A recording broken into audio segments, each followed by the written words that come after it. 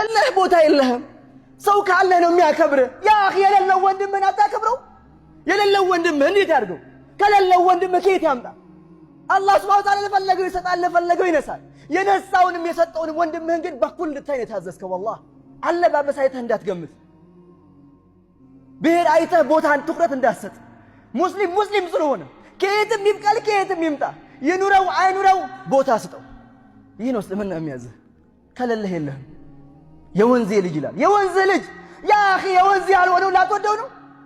የአንተ ሀገር ያልሆነውን ብሔር ቋንቋ ያልሆነውን ልጠላ ነው? ይህን አይደለም የታዘዝን። ወላሂ ከየትም ይብቀል ከየትም ይምጣ ወንድምህ ነው፣ እቀፈው። ወዕተሲሙ መልእክት ነው የአላህ።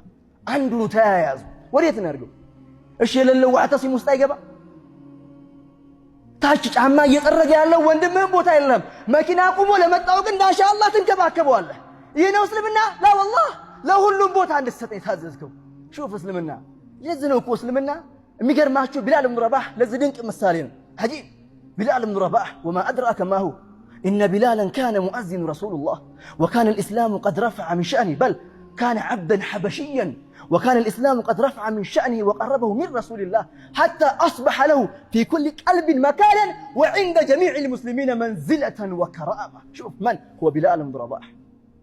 بلال يا حبشا كراتنا، بلال تقرنا حبشاوينه ነገር ግን እስልምና ምንድን ነው ያደረገው እላለሁ። ዛሬም ሐቂቃ መጥቆር ማስጠላት ቢሆን ኑሮ የዓለማችን ጥቁር አንድ ማስጠል ማን ነው የሚሆነው? ከዓባ ነበር አይደለም የሚሆነው።